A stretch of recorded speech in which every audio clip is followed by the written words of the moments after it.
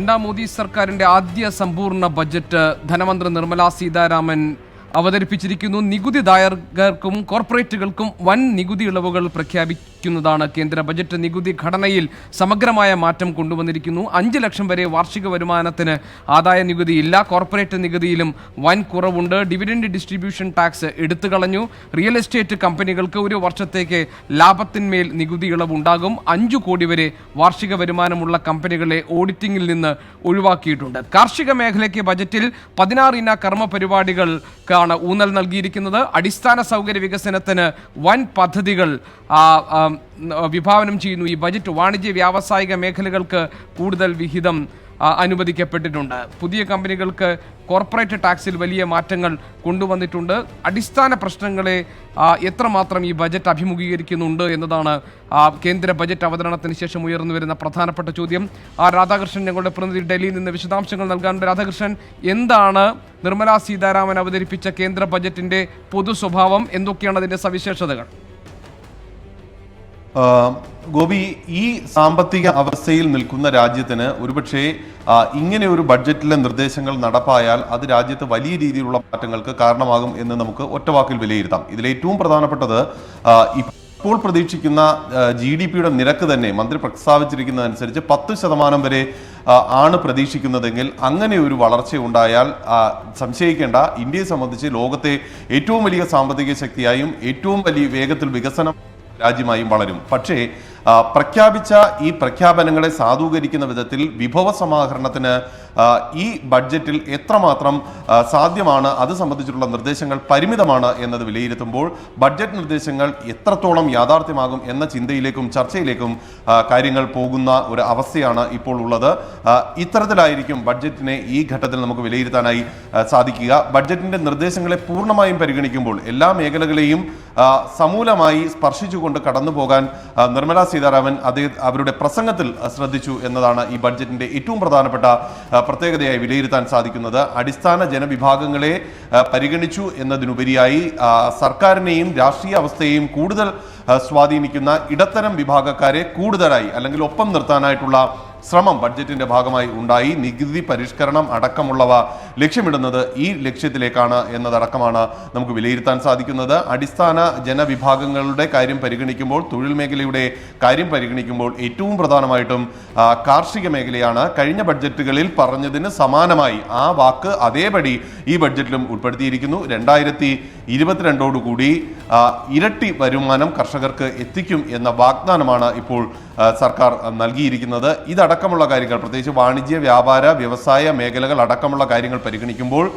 കൂടുതൽ ധനം വിപണിയിലേക്ക് എത്തുകയും സാധാരണക്കാരന്റെ കൈകളിലേക്ക് കൂടുതൽ പണം ലഭ്യമാക്കുകയും ചെയ്യുക എന്ന ലക്ഷ്യമാണ് ഈ ബഡ്ജറ്റ് മുന്നോട്ട് വയ്ക്കുന്നത് എന്നത് ആണ് നമുക്ക് മനസ്സിലാക്കാൻ സാധിക്കുന്നത്. ഇവിടെ നാം ശ്രദ്ധിക്കേണ്ടത് ഒരു കാര്യമാണ്.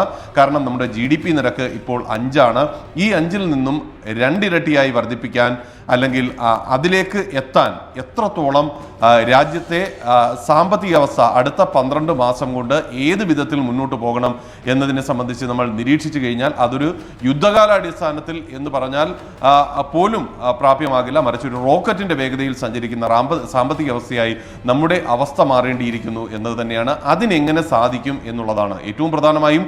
നികുതി മേഖലയിൽ നമുക്ക് പ്രത്യക്ഷ നികുതിയിൽ ഉണ്ടായിട്ടുള്ള ആ വിള്ളൽ നമുക്കറിയാം. വലിയ രീതിയിൽ സർക്കാരിനെ പ്രതിസന്ധിയിലാക്കുന്ന ഘടകമാണ് ഈ പ്രത്യക്ഷ നികുതിയിൽ ഉണ്ടായിരിക്കുന്ന വിള്ളൽ അല്ലെങ്കിൽ കുറവ്. ഒപ്പം ഓഹരി വിൽപ്പന, ഇപ്പോൾ LIC അടക്കം ഓഹരി വിൽപ്പന നടപ്പാക്കുമെന്ന് മന്ത്രി പറയുന്ന ഘട്ടത്തിൽ പോലും ഈ ഓഹരികളോട്, പ്രത്യേകിച്ച് എയർ ഇന്ത്യ അടക്കമുള്ള സ്ഥാപനങ്ങളുടെ കാര്യം നമുക്കറിയാം, ആരും ഓഹരി വാങ്ങാൻ തയ്യാറാകാത്ത ഒരവസ്ഥയുണ്ട്. ഇതടക്കമുള്ള കാര്യങ്ങൾ മുന്നോട്ട് വയ്ക്കുമ്പോൾ ഈ ബഡ്ജറ്റ് നിർദ്ദേശങ്ങൾ പ്രാബല്യത്തിലേക്ക് കൊണ്ടുവരാൻ വിഭവ സമാഹരണം അതെങ്ങനെ സാധിക്കും എന്നതിനെ സംബന്ധിച്ച ചോദ്യമാണ് ഉയർന്നു വരുന്നത്. കടമെടുക്കുന്നതിനെ കുറിച്ച് പോലും സർക്കാരിന് ആലോചിക്കേണ്ടി വരും ഒരുപക്ഷെ എന്നതാണ് ഈ ഘട്ടത്തിൽ നമുക്ക് നിരീക്ഷിക്കാൻ സാധിക്കുക. ഗോപി, ആർക്കെ പ്രധാനപ്പെട്ട പ്രശ്നങ്ങൾ, അതായത് രാജ്യത്ത് നിലവിലുള്ള സാമ്പത്തിക അവസ്ഥയിൽ എന്തൊക്കെയാണ് ചെയ്യാൻ കഴിയുക? അതായത് ലിക്വിഡിറ്റി ക്രൈസിസ് ഉണ്ട്.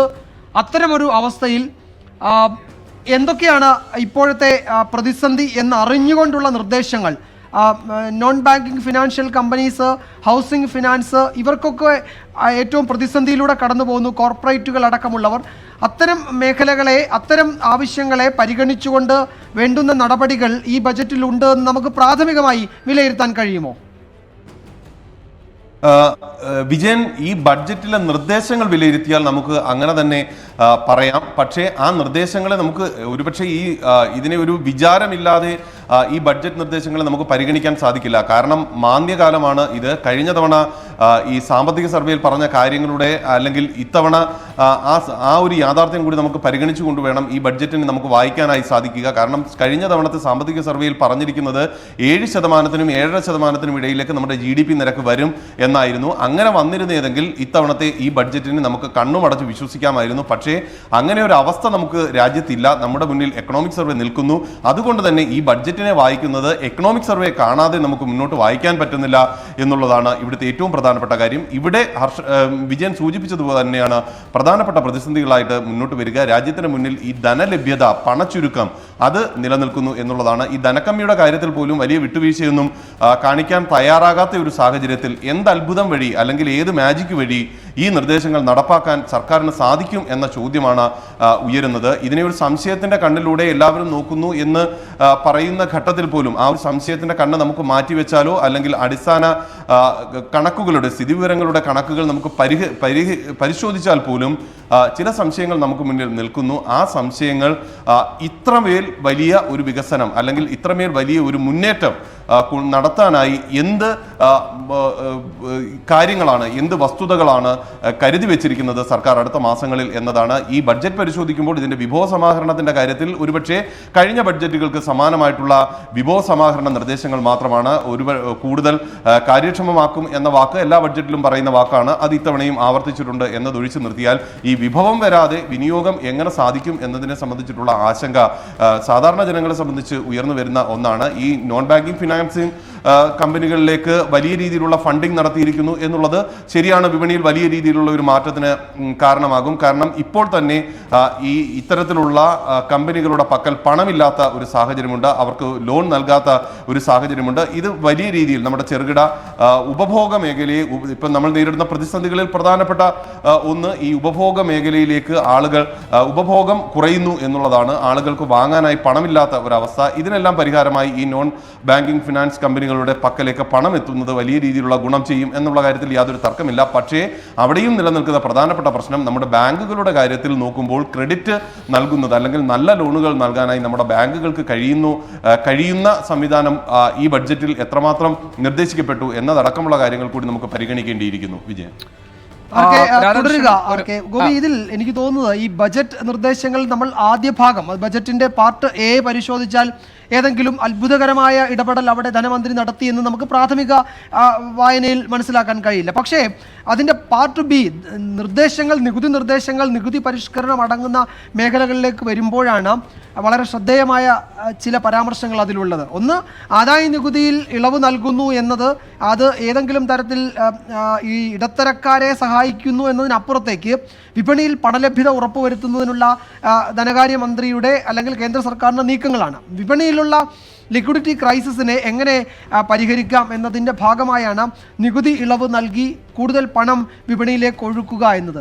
മറ്റൊന്ന്, കോർപ്പറേറ്റുകൾ, ഇന്ത്യയിൽ ഈ പഠനങ്ങൾ പറയുന്നത് കോർപ്പറേറ്റുകൾ വലിയ പ്രതിസന്ധിയിലാണ് എന്നുള്ളതാണ്. അതുകൊണ്ട് കൂടുതൽ തൊഴിലവസരങ്ങൾ ഉണ്ടാകുന്നില്ല, പുതിയ തൊഴിൽ ഉണ്ടാകുന്നില്ല, തൊഴിൽ മേഖല സമ്പന്നമല്ല ഒട്ടും.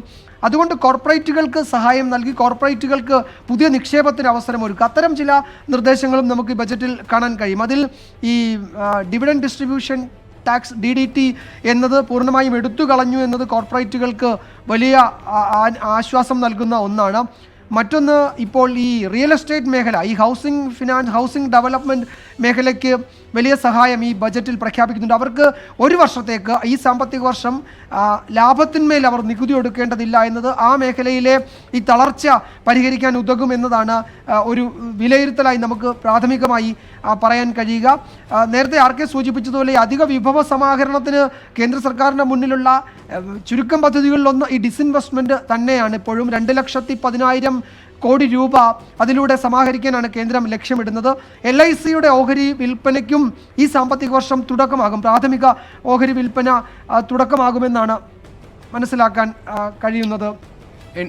എനിക്ക് പ്രേമചന്ദ്രൻ MP-യുടെ പ്രതികരണത്തിലേക്ക് നമുക്ക് പോകാം. അദ്ദേഹം ബജറ്റിന് ശേഷമുള്ള അദ്ദേഹത്തിന്റെ പ്രതികരണമാണ്. ബഡ്ജറ്റിനെ കുറിച്ച് പറയുന്നത് കാർഷിക മേഖലയിൽ വലിയ തരത്തിലുള്ള മാറ്റങ്ങൾ കൊണ്ടുവരും എന്നുള്ള തരത്തിലുള്ള പ്രഖ്യാപനമുണ്ട്. അതുപോലെ ആരോഗ്യ വിദ്യാഭ്യാസ മേഖലയിൽ വലിയ പ്രഖ്യാപനങ്ങളുണ്ട് എന്നുള്ള തരത്തിലാണ് ഇപ്പോൾ പ്രസംഗം വന്നിട്ടുള്ളത്. എങ്ങനെയാണ് അതിനെ നോക്കിക്കാണുന്നത്? ഇല്ല, രണ്ടാം മോദി ഗവൺമെന്റിന്റെ രണ്ടാം ബഡ്ജറ്റ് 100% സ്വകാര്യവൽക്കരണത്തിന് ഊന്നൽ നൽകിക്കൊണ്ടുള്ള ഒരു ബഡ്ജറ്റാണ്. സാമ്പത്തിക സർവേ പ്രഖ്യാപിച്ചിട്ടുള്ള, ഇതിനകം തന്നെ ദിശാബോധം നൽകിയിട്ടുള്ള ഗുരുതരമായിട്ടുള്ള സാമ്പത്തിക മാന്ദ്യം പരിഹരിക്കാൻ പര്യാപ്തമായിട്ടുള്ള കാര്യമാത്ര പ്രസക്തമായിട്ടുള്ള ഒരു നിർദ്ദേശവും ബഡ്ജറ്റ് പ്രസംഗത്തിലൂടെ കാണാൻ കഴിയുന്നില്ല. ബഡ്ജറ്റിൻ്റെ ഡീറ്റെയിൽസ് നോക്കിയാൽ മാത്രമേ ഇനി എന്തെങ്കിലും ഉണ്ടെങ്കിൽ മനസ്സിലാക്കാൻ കഴിയൂ. വളരെ പ്രധാനപ്പെട്ട പ്രശ്നങ്ങളിലൊന്ന്, കഴിഞ്ഞ സാമ്പത്തിക വർഷം പ്രഖ്യാപിച്ചത് 2019-20 ധനക്കമ്മി 3.3% നിലനിർത്തുമെന്ന് പ്രഖ്യാപിച്ചത് ധനക്കമ്മി 3.8% ഉയർന്നിരിക്കുന്നു. അത് 2020-21 സാമ്പത്തിക വർഷത്തിൽ 3.5% നിലനിർത്തുമെന്നാണ്. ഇപ്പോൾ 2003 പാർലമെന്റ് അംഗീകരിച്ചിട്ടുള്ള ധന ഉത്തരവാദിത്വ നിയമം അനുസരിച്ച്, ഫിസ്ക്കൽ റെസ്പോൺസിബിലിറ്റി മാനേജ്മെന്റ് ആക്ട് അനുസരിച്ച് 2021 ധനക്കമ്മി 3% പരിമിതപ്പെടുത്തേണ്ടതാണ്, നിയന്ത്രിക്കേണ്ടതാണ്. അപ്പം നമ്മുടെ രാജ്യത്ത് നിലവിലുള്ള പാർലമെന്റ് പാസ്സാക്കിയിട്ടുള്ള ധനപരമായ ഉത്തരവാദിത്വ മാനേജ്മെന്റ് നിയമം ഉൾപ്പെടെയുള്ള നിയമങ്ങളെ അപ്രസക്തമാക്കിക്കൊണ്ട് ഗവൺമെന്റ് പ്രഖ്യാപിച്ച, കഴിഞ്ഞ സാമ്പത്തിക വർഷം പ്രഖ്യാപിച്ച ബഡ്ജറ്റ് നിർദ്ദേശങ്ങൾ മുഴുവൻ അപ്രസക്തമായി തീർന്നിരിക്കുന്നു എന്ന് ഗവൺമെന്റ് പരസ്യമായി ഇന്ന് സമ്മതിക്കുന്നു. അതാണ് രാജ്യത്തിൻ്റെ 19-20 ധനവർഷത്തിൻ്റെ ധനക്കമ്മി 3.8% നിലനിൽക്കുമെന്ന് ഗവൺമെന്റ് സൂചിപ്പിക്കുന്നു. 1. 2, മൊത്തം ആഭ്യന്തര വളർച്ചാ നിരക്കിനെ സംബന്ധിച്ചുള്ള ഗവൺമെന്റിന്റെ വിലയിരുത്തൽ ഇപ്പോൾ തന്നെ കൃത്യമായി വ്യക്തമായി ഒരു കാര്യവും ഈ ബഡ്ജറ്റ് പ്രസംഗത്തിലില്ല എന്നുള്ളതാണ് ഏറ്റവും പ്രധാനപ്പെട്ട ആക്ഷേപം. ഒരു ധനബഡ്ജറ്റ് അവതരിപ്പിക്കുമ്പോൾ, പൊതു ധനബഡ്ജറ്റ് അവതരിപ്പിക്കുമ്പോൾ സാമ്പത്തിക സംബന്ധമായിട്ടുള്ള, ഫിസ്ക്കൽ സംബന്ധമായിട്ടുള്ള വിഷയങ്ങൾക്ക് പ്രാമുഖ്യം നൽകുന്നതിനപ്പുറത്ത് നിരവധി കവികളുടെ സൂക്തങ്ങളും കവിതകളും അതിൻ്റെ വിശദാംശങ്ങളും ഒരു ക്ലാസ് ടീച്ചർ ക്ലാസ് എടുക്കുന്നത് പോലെ ആ വിശദാംശങ്ങൾ പറയുന്നതല്ലാതെ ധനസംബന്ധമായ കാര്യങ്ങളെ സംബന്ധിച്ച് കൃത്യതയും വ്യക്തതയും നിയതമായ കാര്യങ്ങളും ഇല്ല എന്നുള്ളത് ഏറ്റവും നിർഭാഗ്യകരമായിട്ടുള്ള അവസ്ഥയാണ്. ഇപ്പോൾ എക്കണോമിക് സർവേ തന്നെ ചൂണ്ടിക്കാണിച്ചിട്ടുള്ളത് 6 മുതൽ 6.5% വരെയുള്ള സാമ്പത്തിക വളർച്ചയാണ് 2021 സാമ്പത്തിക വർഷം ലക്ഷ്യം വെക്കുന്നതെങ്കിൽ നോമിനൽ GDP ഗ്രോത്ത് റേറ്റ് 10% വരുമെന്ന് പറയുന്നു. ഇൻഫ്ലേഷൻ കൂടി ചേർത്തിട്ടാകാം. അപ്പോൾ ഇൻഫ്ലേഷൻ ഒഴിച്ചാൽ എന്തായിരിക്കും ആക്ച്വൽ GDP ഗ്രോത്ത് റേറ്റ് എന്നതിനെ സംബന്ധിച്ച് പറയാത്ത ഇന്ത്യയിലെ ഒരുപക്ഷെ GDP വന്നതിന് ശേഷമുള്ള ആദ്യത്തെ ബഡ്ജറ്റായിരിക്കും നിർമ്മല സീതാരാമൻ അവതരിപ്പിച്ചിട്ടുള്ള ബഡ്ജറ്റ്. കൃത്യമായി 2021 സാമ്പത്തിക വർഷത്തെ മൊത്തം വളർച്ചാ നിരക്ക് എത്രയായി പ്രതീക്ഷിക്കുന്നു എന്ന് പോലും കൃത്യതയോടുകൂടി ധനമന്ത്രിക്ക് പറയാൻ കഴിയുന്നില്ല. അപ്പോൾ ധന മാനേജ്മെൻറ്റിൻ്റെ പിടിപ്പുകേടും കാര്യക്ഷമതയില്ലായ്മയും നല്ലതുപോലെ തെളിയിക്കുന്ന ഒരു ബഡ്ജറ്റാണ് ഇന്ന് അവതരിപ്പിച്ചിട്ടുള്ള. 3 മണിക്കൂർ നേരം, ഇനിയും 3 പേജ് കൂടി വായിച്ചു തീർക്കാനുണ്ട് അവതരിപ്പിച്ച ബഡ്ജറ്റ്. അതാണ് ഞാൻ ആവർത്തിച്ച് പറയുന്നത്, ധനസംബന്ധമായ വിഷയങ്ങളെ സംബന്ധിച്ചുള്ള വസ്തുതാപരവും യാഥാർത്ഥ്യബോധത്തോടും കൂടിയിട്ടുള്ള വിശദാംശങ്ങൾ അടങ്ങുന്ന സ്റ്റേറ്റ്മെൻ്റ് ആയിരുന്നില്ല ധനമന്ത്രിയുടെ ബഡ്ജറ്റ് പ്രസംഗം, മറിച്ച് മറ്റ് പല വിഷയങ്ങളെ സംബന്ധിച്ചുമുള്ള വിശദമായിട്ടുള്ള പ്രതിപാദ്യമായിരുന്നു. 2, ഈ സ്വകാര്യവൽക്കരണത്തെ സംബന്ധിച്ച് വളരെ ഗൗരവതരമായിട്ടുള്ള പ്രശ്നം. 1, LIC എന്ന് പറയാം. കാരണം ഇൻഷുറൻസ് മേഖലയിൽ വിദേശ പ്രത്യക്ഷ നിക്ഷേപം ഏർപ്പെടുത്തിയതിന് ശേഷവും LICയെ തകർക്കാൻ കഴിഞ്ഞില്ല. ഒരുപാട് ബഹുരാഷ്ട്ര കുത്തക കമ്പനികൾ ലൈഫ് ഇൻഷുറൻസ് രംഗത്തെ കടന്നു വന്നിട്ട് LICയുമായി കോമ്പീറ്റ് ചെയ്യാൻ കഴിയാതെ അവർ തിരിച്ചുപോയി. എന്നാൽ പൊതു ഇൻഷുറൻസിൻ്റെ കാര്യത്തിൽ സ്ഥിതി വ്യത്യസ്തമാണ്. അപ്പോൾ ആ LIC എന്ന് പറയുന്ന വിദേശ മൂലധന കമ്പനികളുടെ വരവുണ്ടായിട്ട് പോലും അതിനെ അതിജീവിച്ച് നിന്ന LIC എന്ന പൊതുമേഖലാ സ്ഥാപനത്തെ കൂടി സ്വകാര്യവൽക്കരിക്കാനുള്ള നീക്കത്തിൻ്റെ ഭാഗമായിട്ടാണ് ഇഷ്യൂവൻസ് ഓഫ് പബ്ലിക് ഓഫർ പ്രഖ്യാപിച്ചുകൊണ്ട്, IPO പ്രഖ്യാപിച്ചുകൊണ്ട് LICയുടെ ഓഹരി മൂലധനവും വിറ്റഴിക്കാനുള്ള നീക്കം സ്വകാര്യവൽക്കരണത്തിൻ്റെ പടിയാണ്. ഇന്ത്യൻ റെയിൽവേ ഘട്ടം ഘട്ടമായി സ്വകാര്യവൽക്കരണത്തിലേക്ക് നീങ്ങുന്നു. അതുപോലെ വളരെ വളരെ ഗൗരവത്തോടു കൂടി കാണേണ്ടുന്ന പ്രശ്നമാണ്, വിശദാംശങ്ങൾ അറിയില്ല, രാജ്യത്തെ മുഴുവൻ ജില്ലാ ആശുപത്രികളും സ്വകാര്യ മെഡിക്കൽ കോളേജുകൾക്ക് സ്വകാര്യ സംരംഭകരായിട്ടുള്ള അല്ലെങ്കിൽ സ്വകാര്യ സംയുക്ത സംരംഭത്തിൻ്റെ ഭാഗമായി മെഡിക്കൽ കോളേജുകൾക്ക് വേണ്ടി നമ്മുടെ ജില്ലാ ആശുപത്രികൾ മാറ്റിക്കൊടുക്കുമെന്നുള്ള വ്യവസ്ഥ ഉൾപ്പെടെയുള്ള കാര്യങ്ങൾ റെയിൽവേയുടെ കാര്യത്തിൽ, ആശുപത്രിയുടെ കാര്യത്തിൽ, അതുപോലെ തന്നെ വിദ്യാഭ്യാസ മേഖലയിലെ വിദേശ പ്രത്യക്ഷ നിക്ഷേപം ഉൾപ്പെടെ സമ്പൂർണ്ണ സ്വകാര്യ total cell out of the countries asset, രാജ്യത്തിൻ്റെ പൊതുസ്വത്തിൻ്റെ സമ്പൂർണ്ണമായിട്ടുള്ള വിൽപ്പനയിലേക്കാണ് രാജ്യം നീങ്ങുന്നത്. ഒരു സംശയവും വേണ്ട, രാജ്യം നേരിടുന്ന ധനപ്രതിസന്ധി പരിഹരിക്കുന്നതിന് വേണ്ടിയിട്ടാണ് ഈ വിൽപ്പന. അല്ലാതെ രാജ്യത്തിൻ്റെ വ്യാവസായിക വളർച്ചയ്ക്കും സാമ്പത്തിക പുരോഗതിയെയും ലക്ഷ്യമിട്ടുകൊണ്ടല്ല ഈ സ്വകാര്യവൽക്കരണ പ്രക്രിയ എന്നുള്ളത് പകൽ പോലെ വ്യക്തമാണ്.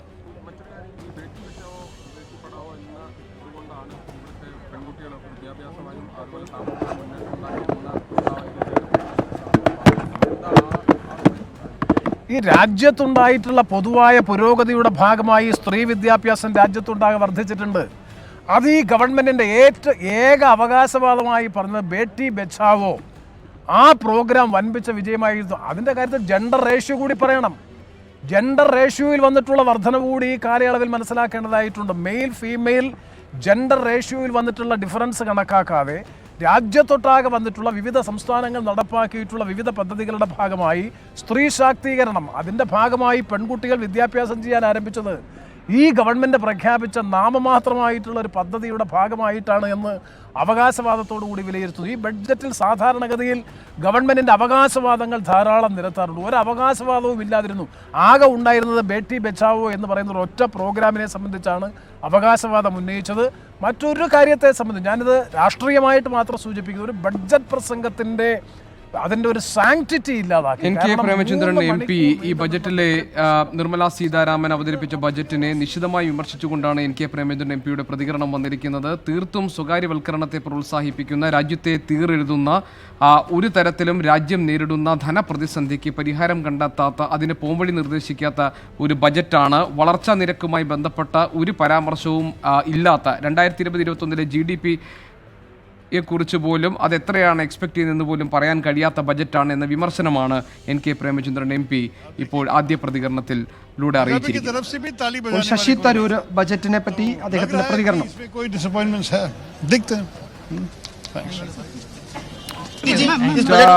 പൂർണ്ണമായും യോജിക്കാൻ കഴിയാത്ത ബജറ്റാണ്. ചില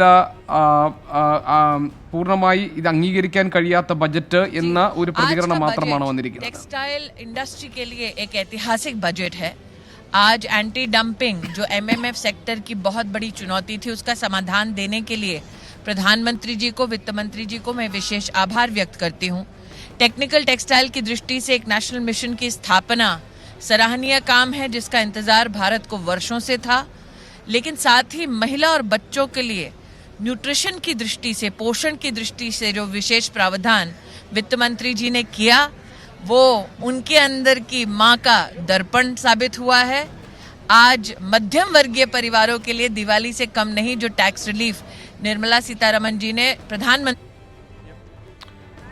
രാജ്യം നേരിടുന്ന തൊഴിലില്ലായ്മയെക്കുറിച്ചോ കാർഷിക മേഖലയ്ക്കുണ്ടായിരിക്കുന്ന തകർച്ചയെക്കുറിച്ചോ ഒന്നും ഒരു വാക്ക് പോലും പറയാതെയാണ് ഇന്ന് ഈ ബഡ്ജറ്റ് പ്രസംഗം കടന്നുപോയത്.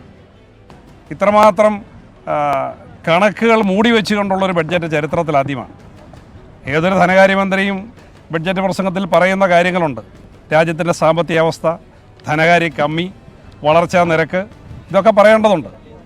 പക്ഷേ വരുന്ന നാളുകളിലേക്കുള്ള ഒരു ഇമാജിനേറ്റീവായിട്ടുള്ളൊരു കണക്ക് പറഞ്ഞതല്ലാതെ യഥാർത്ഥത്തിൽ കഴിഞ്ഞ സാമ്പത്തിക വർഷം ഇതേ ധനകാര്യമന്ത്രി പറഞ്ഞ കാര്യങ്ങൾ എത്ര യാഥാർത്ഥ്യമായി എന്നുള്ളത് ബഡ്ജറ്റിൽ ചൂണ്ടിക്കാട്ടിയിട്ടില്ല. ഇപ്പം 4.5 ആണ് വളർച്ചാ നിരക്ക് എന്ന് പറയുന്നു, 3 ആണ് എന്ന് ഗവൺമെൻറ് ഉപദേഷ്ടാവ് തന്നെ പറഞ്ഞ സാഹചര്യമുണ്ടായി. പിന്നെ ഇവിടെ സിഗ്നിഫിക്കൻ്റ് ആയിട്ടുള്ള ഒരേ ഒരു അനൗൺസ്മെൻറ്റ് ഇൻകം ടാക്സിൻ്റെ ബോട്ടം ലെവൽ ഇൻക്രീസ് ചെയ്തതിനെക്കുറിച്ച് മാത്രമേ ഉള്ളൂ. അപ്പോൾ അതോടൊപ്പം തന്നെ രാജ്യത്തിൻ്റെ ഏറ്റവും വലിയ പ്രസ്റ്റീജാണ്, ഇവിടുത്തെ വികസനത്തിന് വേണ്ടി ഏറ്റവും കൂടുതൽ പണം ചെലവഴിക്കുന്ന പൊതുമേഖലാ സ്ഥാപനമാണ് LIC. ആ LIC കേവലം 5 ലക്ഷം ഉറുപ്പികയുടെ മൂലധനത്തിൽ തുടങ്ങിയ ഒരു സ്ഥാപനം 5 ലക്ഷം ഏജൻസുമാരുള്ള ഈ രാജ്യത്തെ സാമ്പത്തിക വ്യവസ്ഥയിൽ ഏറ്റവും കൂടുതൽ സംഭാവന കേട്ടുള്ളൊരു സ്ഥാപനം, അതുകൂടി സ്വകാര്യവൽക്കരിക്കാനുള്ള ഒരു നീക്കമാണ് നടക്കുന്നത്. ഈ രാജ്യത്ത് നഷ്ടത്തിലോടുന്ന ഒരു പൊതുമേഖലാ സ്ഥാപനവും വിറ്റഴിക്കാൻ താല്പര്യമില്ല, വാങ്ങാൻ വൻകിടക്കാർക്കും താല്പര്യമില്ല. ഇപ്പം LIC ഇപ്പോൾ വിൽപ്പനയ്ക്ക് വെച്ചിരിക്കുക. ഇതിനു മുമ്പ് BPCL പോലുള്ള ഏറ്റവും ലാഭം ഉണ്ടാക്കുന്ന സ്ഥാപനങ്ങൾ വിറ്റഴിക്കാനുള്ള ശ്രമത്തിലായിരുന്നു ഗവൺമെൻറ്. ഈ ബഡ്ജറ്റ് നിർദ്ദേശങ്ങളെ നമ്മുടെ വിപണി നിരാകരിച്ചു എന്നുള്ളതാണ്. സെൻസെക്സ് 600 പോയിൻറ്റും നിഫ്റ്റി 160 പോയിൻറ്റും ഒറ്റ മണിക്കൂറുകൾ കൊണ്ട് താന്നു എന്നുള്ളത് ഈ ബഡ്ജറ്റ് നിർദ്ദേശങ്ങളോട് വിപണിയുടെ ആ ഒരു കാണിച്ച ഒരു റിയാക്ഷനാണ് അതിനെ നമുക്ക് കാണാൻ കഴിയുന്നത്. ഇപ്പോൾ ഇവിടെ ഗവൺമെൻറ്റിനെ സംബന്ധിച്ച് പുതിയ നിർദ്ദേശങ്ങളൊന്നുമില്ല. 2022 ഫാർമേഴ്സ് ഇൻകം ഡബിൾ ചെയ്യുമെന്ന് പറയുന്നുണ്ട്. ഫാർമേഴ്സിൻ്റെ ആത്മഹത്യ ഡബിൾ ചെയ്യുന്ന പ്രപ്പോസൽസ് അല്ലാതെ ഇൻകം ഡബിൾ ചെയ്യുന്നതിനെ സംബന്ധിച്ചുള്ള യാതൊരു നിർദ്ദേശങ്ങളും ഇതിൽ അവർ ചൂണ്ടിക്കാണിച്ചിട്ടില്ല. കാഷ്ലെസ് എക്കോണമിയെക്കുറിച്ച് വീണ്ടും പറയുന്നുണ്ട്. ഒരു സ്റ്റേറ്റ് മുഴുവൻ രാജ്യത്തൊട്ടാകെ ഇൻ്റർനെറ്റ് ലോക്ക് ചെയ്യുകയും ഇൻ്റർനെറ്റ് ബ്ലോക്ക് ചെയ്യുകയും ചെയ്യുന്നിടത്ത് എങ്ങനെയാണ് കാഷ്ലെസ് എക്കോണമി?